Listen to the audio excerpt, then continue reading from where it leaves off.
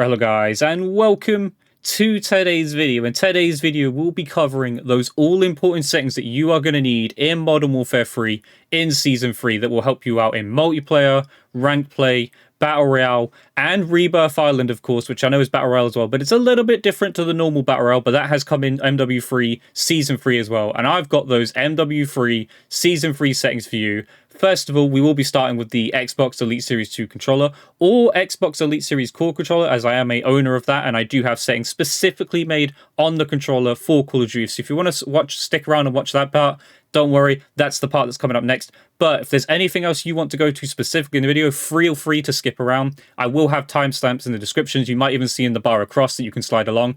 There will be parts labeled dead zones, aim assist settings, sensitivity, anything that you specifically want to see will be there for you to skip to. So feel free to do so. But right now, again, we are covering the Xbox Elite Series 2 or Xbox Elite Series Core settings for Modern Warfare 3 in Season 3.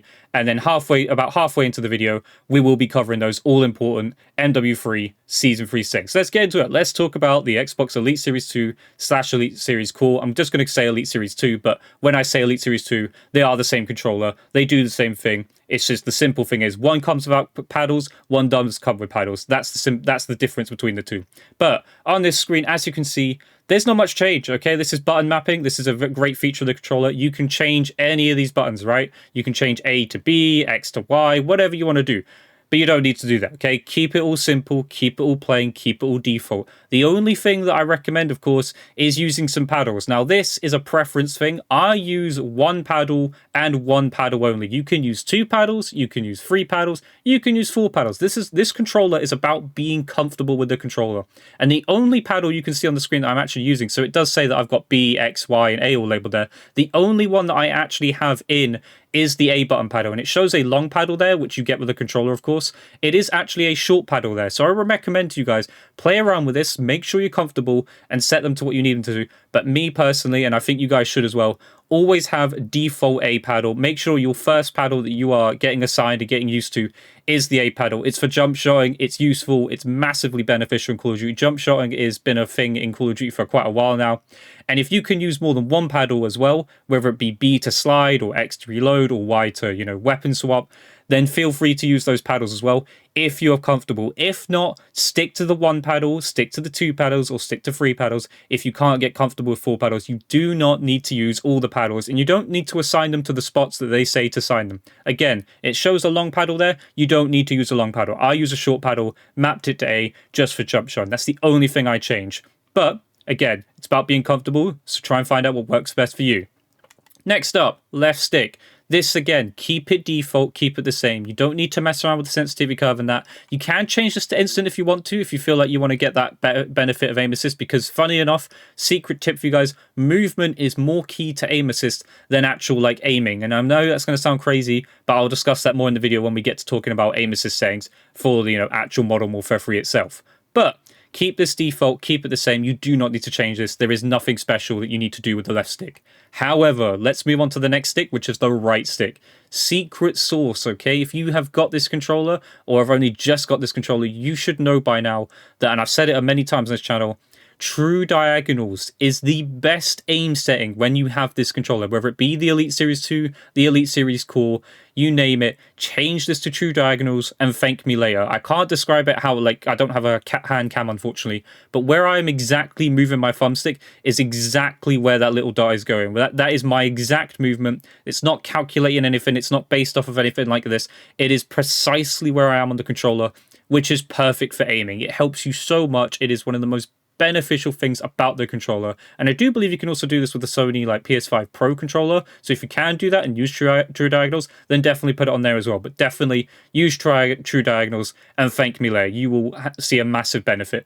Don't change the sensitivity curve though. They are not beneficial. It's better to keep it balanced, but better to keep it default, better to keep it the same. Next up, triggers. These are important. So I do have trigger stops on, which is, of course, a standard of the controller.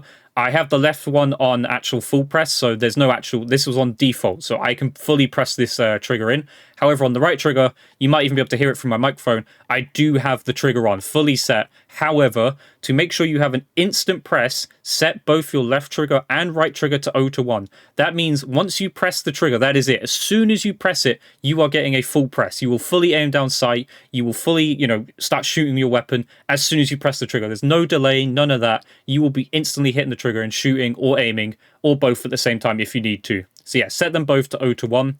Next up, vibration. Have it on minimum. You do not need this on. I don't understand this, and I'll talk about it more with my MW3 settings as well about vibration, because I do turn it off in the game anyway. Even though the controller, I do have it set to 0. You don't need what do you call them? I don't know what they're called, but the modules inside rumbling about. You don't need the controller shaking your hand. It's just going to make you miss shots. You're not going to stay on target. It's going to be harder to track enemies with the controller shaking around your hand. So if you have got this on, if you do use vibration, turn it off. It may feel weird, but trust me, you will have better aim in the long run with the controller not shaking around your hand, going crazy. And your controller lifespan will last longer. These actually do break your controller. They do help to lessen the lifespan of your controller. So definitely have these off. Don't know why you do this, especially with how would I put it? These controllers aren't the greatest, and I will recommend that, by the way, if you haven't got this controller, to get a 3-year warranty by default. You get a default 1-year warranty, but definitely get a 3-year warranty with this controller. It's a great controller, but you definitely need to have that 3-year warranty because it won't last, and if it does, then you've got a pretty good batch of a controller. But most of the time, these controllers do not last more than, 2 years, 2.5 years, I'd say. Definitely get a 3-year warranty. And then finally, change the color to purple. Who doesn't want more aim assist? Well, it says dark blue. It looks like purple to me. But it gives you more aim assist. I'm only joking. It doesn't really. But it's nice to have the option, Change the color if you want to. Final things to talk about, which of course very important that you can't actually see on the screen. My thumbsticks, okay? You have thumbsticks that come with the controller, of course. Left is a default thumbstick. I have made no change to that. It is a standard Xbox One or Xbox, just Xbox in general stick. There is no change there. Doesn't need to be special. It's just a movement stick. However, on the right stick is also an Xbox default stick. However, I am a user of a Control Freak. Specifically, I am using the Black Ops 4 Tool Control Freak on my right stick. So if you don't have a Control Freak, of course, which I do recommend getting, I'm not sponsored, I'm not partnered, unfortunately, so I don't have a code or anything, but I do recommend them. They are great. They are fantastic. Great product. And again, this is a Black Ops 4 thumbsticks. This thumbstick has lasted me since Black Ops 4, and there's no wear and tear in it, which is crazy because I'm sure it cost me about £6 or maybe £10 for the pack. It's crazy. Great value. Unbelievable product. But yeah, I use a tool stick. So if you want to get the same benefit, just use the Xbox tool stick that comes with the controller. That is what I use. Next up as well, another important thing that goes with the thumbsticks is thumbstick tension. I've had people tell me that they didn't know you could change the tension of your controller. So what you need to do is pull the thumbstick out. And when you do that, basically, don't worry, it does not break the controller. You should have a key with your Xbox controller, whether you buy the Core or the Elite Series 2. Change the right thumbstick to the maximum tension, which I believe is turning it to the right, and left is the loosest possible. So on my left stick, it is at default, it is at the loosest because it's movement. You just need the stick to move. It doesn't need to be stiff or anything.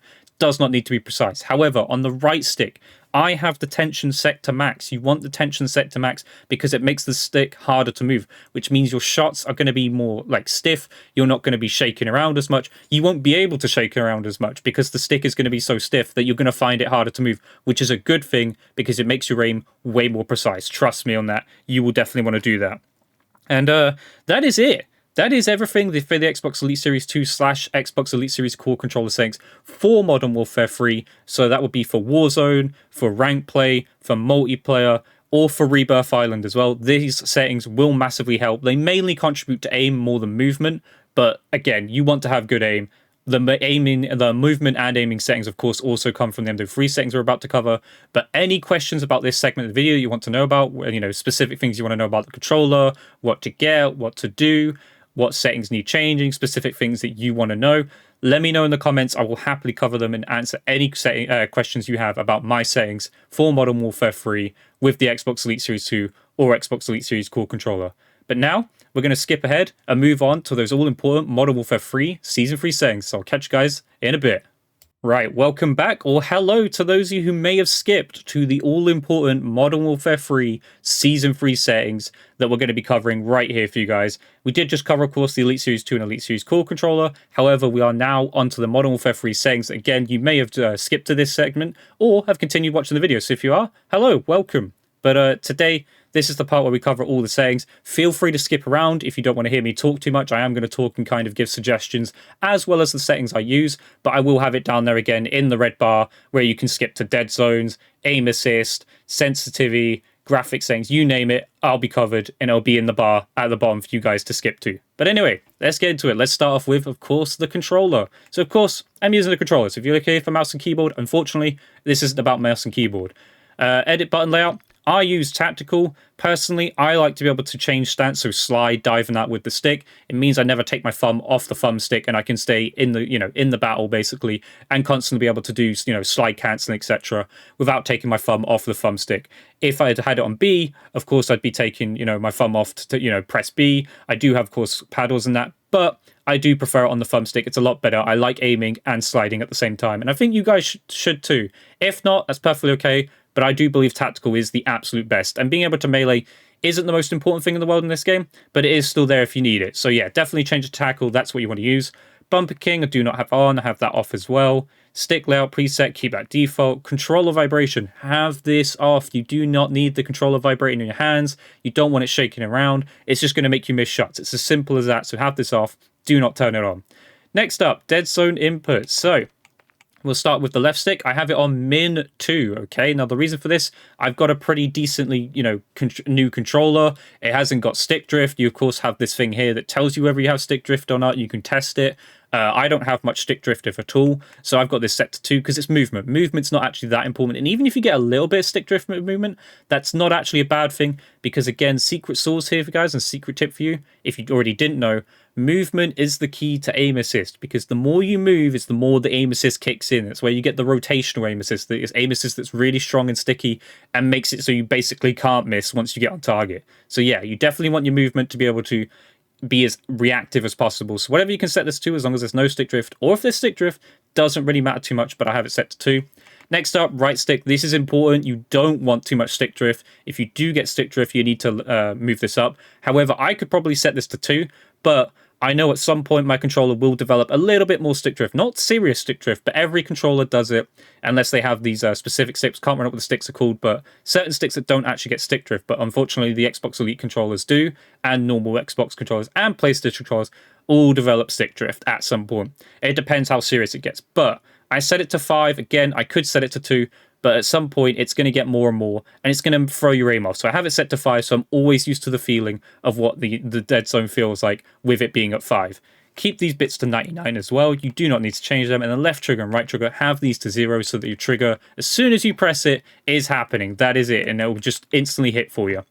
So that's the part with the controller done. Next up, a really important part, aiming, okay? I have set these set to 5.5. You, of course, have these advanced bits here.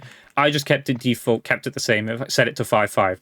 My recommendation for this, because, of course, not everyone's going to use 5.5, between 4 and 8 is where you should go, possibly even 9, but I'd say 4 and 8 is the sweet spot. If you're one of those crazy people who plays 2020, and if you're playing Rebirth, I could imagine a lot of you will play 2020, because of course you need some quick movements, quick snapping on there, and you are going to be in more close range engagements playing on Rebirth, of course. But if you're playing rank playing stuff and you're one of those kids who plays on 2020, only if you are confident you can do that should you play 2020. Otherwise, between 4.4 or 8.8 is what you should do. But basically, keep these the same as well. Don't go 6.5 or 5.6 or whatever it is. Keep them the same. You want the same feeling throughout your aim as you're aiming. You don't want it to change at all. ADS sensitive multiplier 1 does not need changing. Again, here I kept it all on 1. Vertical axis, leave it all alone. Keep it standard. Tac stance multiplier, this does not matter because me personally, I don't even use it, and that setting is coming up down below. This though, this is important. People talk about the difference of this, like what's better, dynamic, linear, or standard.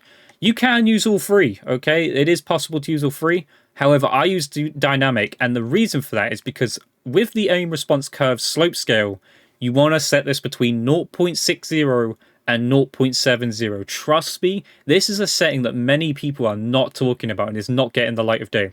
Change it to dynamic if you aren't already, and change this to 0.60 or 0.70. Have a bit of a play around with it because it can be a little bit fiddly, but between those marks, 0.60 and 0.70, is the secret sweet spot for getting that all-important aim response curve time. Just absolutely nailing your settings. Trust me, you want to change it to this.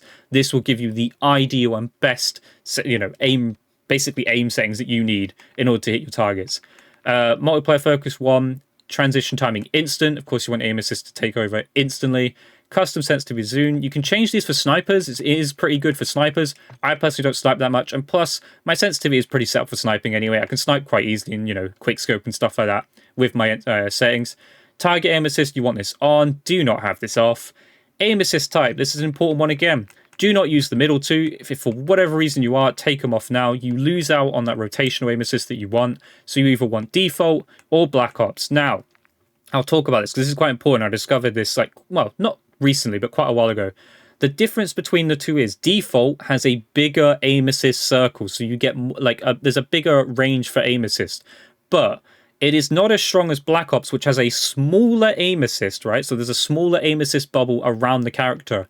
But once you get it into that aim assist bubble, it's a lot stronger than default. So default basically can catch your aim assist on the outside, which I like a lot more, but Black Ops is a lot stronger. So if you're someone who likes to snap straight on, you can get dead center of the target pretty quickly and don't want to lose that feeling of your aim possibly coming off, then Black Ops might be the best for you. But I'd go with default. Default is probably the best, and I feel like it's more, how do I put it, a more consistent setting, just because they do tend to fiddle with Black Ops. I don't know what it is. They always seem to mess around with the Black Ops aim assist.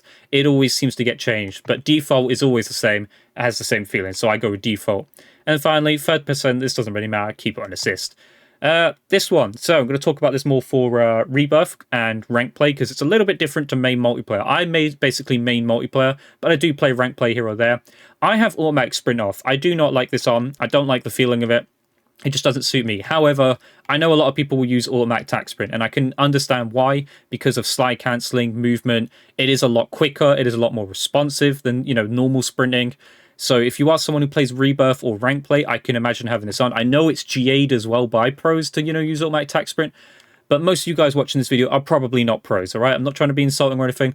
We're probably not pros, right? I'm not a pro. You're not a pro. If you are a pro, though, why are you watching my video? Anyway, automatic tac sprint. It is useful. It is great for movement. That if you are someone who can get used to it and likes it, definitely use it. If not, just have it off. You don't need automatic sprint. Just either off or automatic tac sprint is my personal preference, and I feel like I personally like having it on off.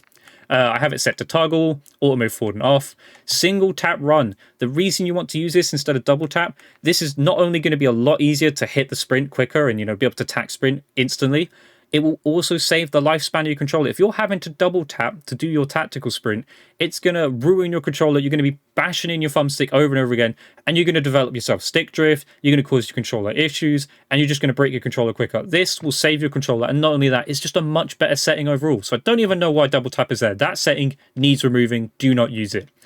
Next up, mantling. All of this stuff off and have this set to slide only as well. Well, slide or hybrid is actually the way to go now, and I'll talk about it in a second, but all this mantling stuff off. You don't want it to automatically mantle whilst you're trying to jump shot in a gunfight. You don't want it to do it by accident. And not only that, don't worry, you will be able to style climb and, go over things. You just have to go up to it, press A, maybe once or twice, and you'll be able to mantle on the object when you actually want to mantle. This does not stop you from actually mantling. It's just so you don't jump shot and accidentally mantle something in the middle of a gunfight. Next up, slide dive behavior. Like I said, slide only or hybrid, okay? The reason for this, these all have some sort of delay when you're trying to slide cancel. That is the main reason. Sliding only or hybrid seems to stop that weird thing where it does a tack stance whilst you're trying to slide cancel. So you want it on slide only or hybrid. Trust me, it's the best way to do your slide cancels properly. Plunging underwater does not matter. Sprinting door bash, I have it on, so I can spread. And there's not actually many that doors in this game, quite surprisingly. Thought that'd be a thing that would take over. Next up, weapon mount activation. You don't want to be accidentally weapon mounting, and to be honest, weapon mounting is pretty useless this year, just because of the movement, I feel. Don't see too many people doing it. It doesn't seem to be that useful. But you still want the option there, so I have it set to ADS plus melee, just in case I want to do it. Weapon mount exit delay, you want instant, so you can get off that. And then this, we talked about this, the tactical stance activation. Tactical stance is not very useful. However, a lot of the time there are challenges. There might be a moment where you do actually want to use this. Honestly, it's not actually a very useful feature, but there are challenges typically every week or so, or for camos and stuff, so you still want to have the option. So I have it set to ADS and down button, so I'm not accidentally tac stance, and if I actually want to do it, then I can just ADS and down button, and then go in and out of it when I want to. Tactical stance behavior on toggle, tap to reload, apply all for armor plates, ADS stick swap off, backpack control D-pad. This is set on, quick C4 detonation 1x1, press, independent, short delay, free look, melee, short and hold. Not really the most important things as well, but those are there. Next up, we're going to go to graphic settings. These are important as well, so you want to make sure you get these right, because these also affect your aim, and I'll talk about it in a second. But on-demand texture streaming, have this off. This will cause you lag. You do not need it. It does not make the game more pretty. You're just going to cause yourself higher ping and more lag during games and random spikes and stuff. You do not need it on. It is useless. Next up, post-processing effects. So this is to make the game more clear, which is very important because you obviously want to spot the enemies. You want to have this off. You want your film grain set to 0 and your depth of field off. As you can see, image from the left to the right, having it set to minimum, all of this all off, basically makes the image more crystal clear. As you can see, that's quite blurry. That's also blurry on the right. It's more grainy on the right if you have film grain on. And then this is also blurry on the outside instead of it being a nice, clean, sharp view when you aim down sight. So have this all set to off or 0. You do not need it on. Fidelity cast, you want this on and you want to set the strength to 100 or 80 or 100, but I go with 100. Makes the game look sharper, more crystal clear. It looks amazing. This is also very beneficial for older consoles. It's actually more beneficial for older consoles, but it still works with me. I have an Xbox Series X and it works perfectly for me and makes the game look more crisp, a lot more sharper, and a lot more smoother and responsive. Next up, something that's very important. If you can, okay, you need, of course, the hardware to do this, as it says. 120 hertz. This is 120 FPS. It is more responsive than 60 FPS. It is a lot more smoother. This will make your aim so much better. This is a big game changer. If you haven't already got a monitor or a TV or whatever that can play 120 FPS, I do recommend trying to get yourself a monitor that can play 120 FPS. If, of course, you have a console that supports playing 120 FPS, because it is a game changer. It is a big difference between this and 60 FPS. You definitely want to have this on. Field of view. I have it to 120. The base I'd go with is between 95 and 105 for this game. It's where you get the best aim assist. It's where the game is also still crystal clear and you can see people. I know some people put it to 120. However, on console, and specifically console, you do lose aim assist quite a lot at those higher field of view settings, just because it's a bigger strain on the console. So I'd go between 95 and 105.